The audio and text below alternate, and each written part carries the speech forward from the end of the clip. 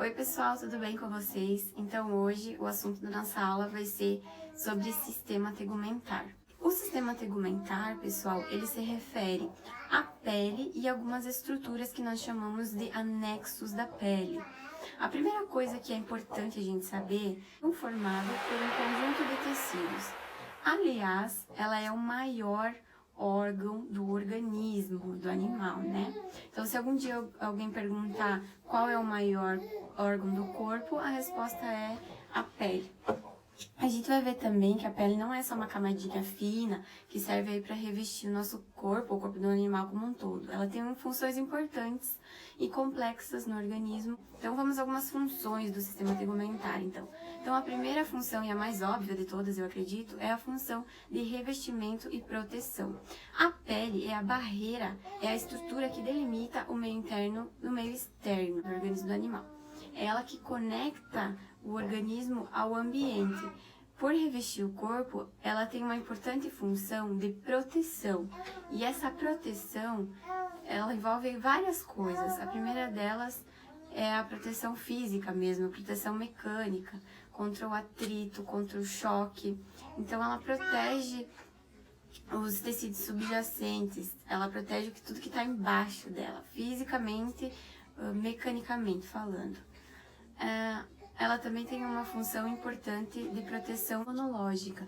Primeiro, porque uma pele íntegra não deixa passar micro-organismos.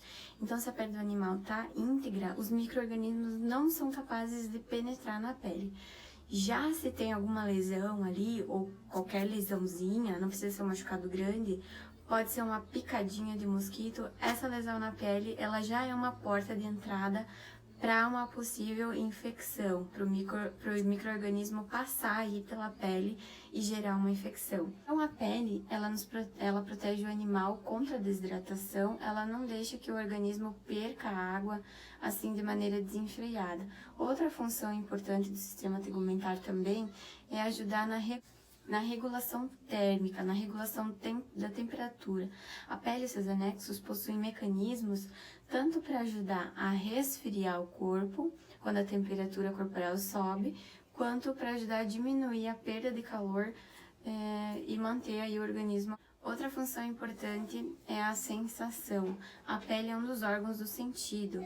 Ela possui inúmeras terminações nervosas que permite o animal a sentir os estímulos vindos do meio ambiente. Estímulos de temperatura, como calor ou frio, estímulos de dor, pressão, tato, tudo isso é sentido pelo corpo do animal através de terminações nervosas que estão localizadas na pele. A última função do sistema tegumentar que eu vou falar aqui para vocês é a síntese de vitamina D. A exposição da pele à radiação ultravioleta, que vem do sol, faz com que ela seja capaz de sintetizar uma vitamina chamada vitamina D. Essa vitamina ela tem inúmeras funções no organismo. Uma das funções importantes dela é agir aumentando a absorção de cálcio lá nos intestinos. Daí a relação da vitamina D com os ossos, porque a vitamina D age no intestino, fazendo com que o organismo absorva mais cálcio e esse cálcio ingerido seja mais absorvido pelo organismo e, consequentemente, isso vai ser um benefício para os ossos, né? Bom, a gente já viu as funções do sistema tegumentar e agora a gente vai ver como a pele é organizada. Essa pele, ela é composta por duas camadas, a camada mais superficial, que é chamada de epiderme, e a camada mais profunda, chamada de derme. A hipoderme, ela não é considerada uma camada da pele, mas ela é considerada um tecido subcutâneo. A epiderme, ela é bem fininha, ela é mais fininha que uma folha de papel. Apesar disso, ela ainda é dividida em 4 ou 5 camadas. Já a derme, que está logo abaixo da epiderme, apesar de ser um pouco mais espessa do que a epiderme, ela é dividida em 2 camadas. O tecido subcutâneo, ele é formado por gordura, por tecido adiposo. Revisando então, o sistema tegumentar é formado pela pele e por anexos da pele. As estruturas anexas da pele são pelos, glândulas sebáceas, glândulas sudoríparas, unhas, cascos e chifres. As principais funções da pele são a proteção física contra choques e atritos, a proteção imunológica, por formar uma barreira que não deixa entrar micro-organismos e por conter células de defesa, a proteção contra a desidratação e a proteção contra a radiação solar. Além de proteger, a pele também ajuda a regular a temperatura corporal, possui inúmeras terminações nervosas, sendo um dos órgãos aí do sentido, e também tem uma função importante na produção de vitamina D. A pele, então, possui duas camadas, a camada mais fina e mais superficial, chamada epiderme, que é formado por tecido epitelial, e a camada mais espessa e mais profunda, chamada derme, que é formada por tecido conjuntivo. Abaixo da derme existe um tecido subcutâneo formado de tecido. Então, pessoal, como eu comentei com vocês, a epiderme ela é composta pelo tecido epitelial. Então, eu vou dar uma breve explicação do que seria esse tecido epitelial. Aqui, as características desse tecido são ter células justapostas, células juntinhas umas das outras. Isso é importante para a gente entender uma das principais funções da epiderme, que é a função de proteção.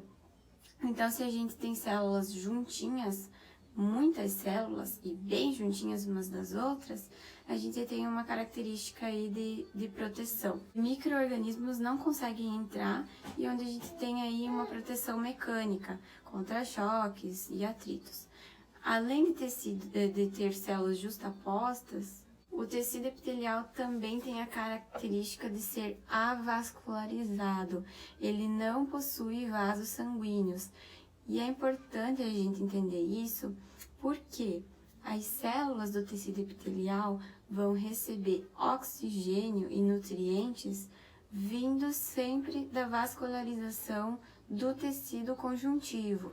Então, sempre que eu tenho tecido epitelial, eu tenho junto tecido conjuntivo. Porque as células do epitelial dependem do sangue vindo do conjuntivo para serem nutridas e para conseguirem aí sobreviver.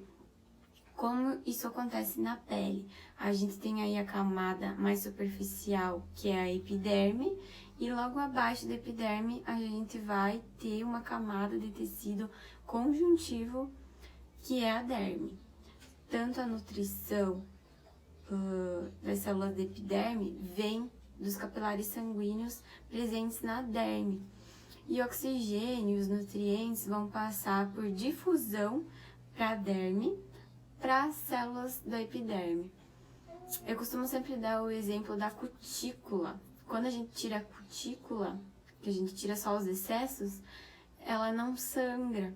Não sangra porque o que a gente está removendo é somente tecido epitelial, é somente a epiderme. Agora, se a gente errar ali na mão e cortar mais fundinho e sangrar, vai ser porque a gente ultrapassou a epiderme e chegou ali na segunda camada, que é a derme, né? Bom, e a terceira e principal característica do tecido epitelial é que ele tem uma alta taxa mitótica, uma alta velocidade de proliferação das suas células, em comparação com outros tecidos do corpo. Então, a epiderme, ela é aquela camada da pele que efetivamente está se renovando com mais velocidade, né? A gente tem aí um período de aproximadamente 4 semanas para as células da epiderme serem completamente renovadas. Bom, a gente já sabe então que a epiderme é a camada mais superficial da pele e que ela é formada por tecido tecido epitelial. Mais especificamente, é formada por epitélio pavimentoso, estratificado, queratinizado. Pavimentoso, porque a gente vai ver que conforme as células da epiderme vão sendo empurradas para a superfície, elas vão se achatando cada vez mais, formando aí uma estrutura pavimentosa, tá? Estratificado, porque esse epitélio ele é composto por várias camadas de células, né? E queratinizado, porque essas células as células mais abundantes na epiderme são os queratinócitos, tá? Que são células aí que produzem uma proteína chamada queratina. Bom, a gente já entrou agora em quais são as células que compõem a epiderme. Na epiderme, a gente tem 4 tipos de células: os queratinócitos, os melanócitos, as células de Langerhans e as células de Meckel. Como eu falei para vocês, a maior parte dessas células, elas são os queratinócitos, né? Tanto que esse epitélio ganha aí a característica de ser queratinizado. Os queratinócitos, eles são células produtoras de queratina.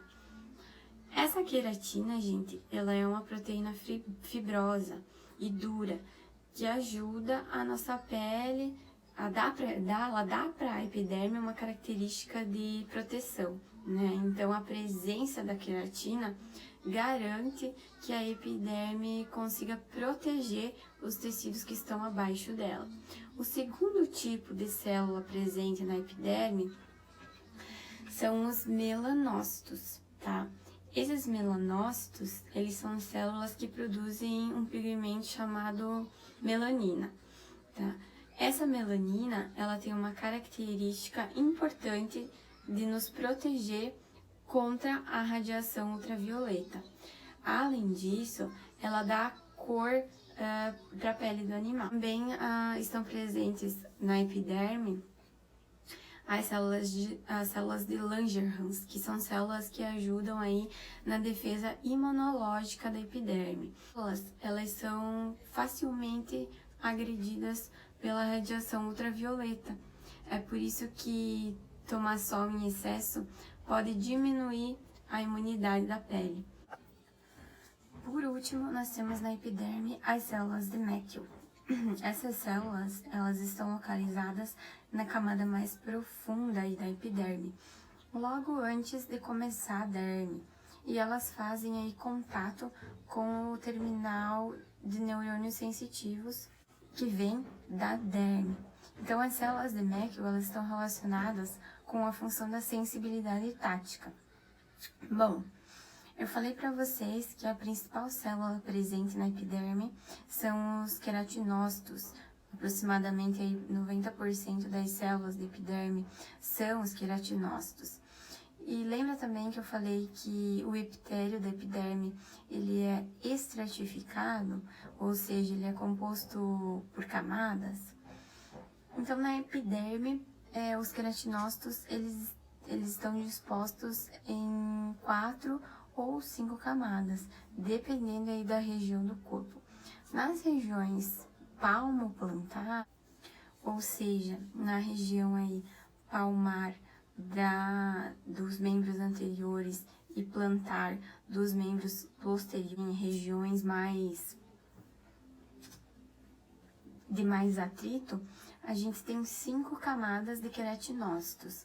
Já no restante do corpo, a gente tem aí apenas 4 camadas. Vamos conhecer quais são essas camadas então. Vamos começar falando da camada mais profunda para a camada mais superficial, que é o sentido aí de renovação das células. Então, a camada mais profunda, ela é chamada de camada basal, tá? Porque ela é a base aí de todas as outras camadas.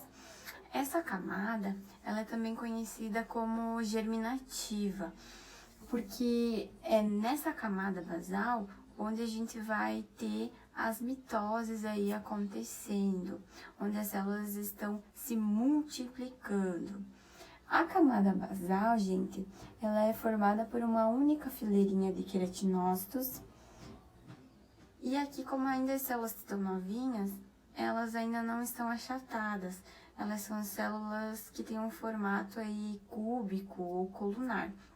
Então, a camada basal, ela é a camada mais profunda da epiderme e tem um papel importantíssimo de renovação celular, né? De formar aí novas células da epiderme. Na camada basal ainda, a gente também encontra os melanócitos e as células de Merkel, que vão fazer contato com as terminações nervosas, vindo da derme. Como a camada basal ela é responsável pela formação de novas células da epiderme, se por acaso acontece alguma lesão na pele que destrua aí uma extensão muito grande das células da camada basal, é capaz da epiderme não conseguir se regenerar. Aí provavelmente o animal precise de algum enxerto de pele, por exemplo, naquele local. O enxerto de pele, ele é a transferência de um fragmento de pele saudável para aquela região lesionada. Isso na maioria das vezes acontece no próprio animal mesmo. Então, eles retiram um fragmento de pele de alguma região do corpo do animal e enxertam colocando naquela área lesionada. Acima da camada basal, a gente tem aí a camada espinhosa. A camada espinhosa, ela é composta de aproximadamente 10 fileiras, 10 camadinhas aí de queratinócitos que possuem projeções semelhantes a espinhos. Por isso, ela se chama camada espinhosa, né? Nessa camada a gente encontra as células de Langerhans e as projeções dos melanócitos também. Logo depois aí, logo acima da camada espinhosa, nós temos a camada granulosa, que ela é formada por cerca de cinco camadas, fileiras de queratinócitos, que possuem grânulos de queratina, daí o nome camada granulosa. Nessa camada, os queratinócitos eles já estão mais achatadinhos. Logo depois da camada granulosa, com exceção das regiões palmoplantares, nós temos a última camada da epiderme, que é a camada córnea. Nessa camada córnea, a gente tem aí cerca de 30 fileiras de queratinócitos, totalmente planos e que já estão mortos, que já perderam seu núcleo, perderam suas organelas, e eles estão mortos e cheios de queratina. Portanto, a última camada da pele, a camada mais superficial, é a camada córnea. E é a camada aí composta de células mortas, né? Eu falei para vocês que nas regiões palmoplantares a gente tem uma quinta camada, né? Que não é mais superficial, ela tá antes da córnea. Então, antes de chegar na camada córnea, entre a granulosa e a córnea, a gente tem ainda aí uma camada a mais, que é chamada de camada lúcida.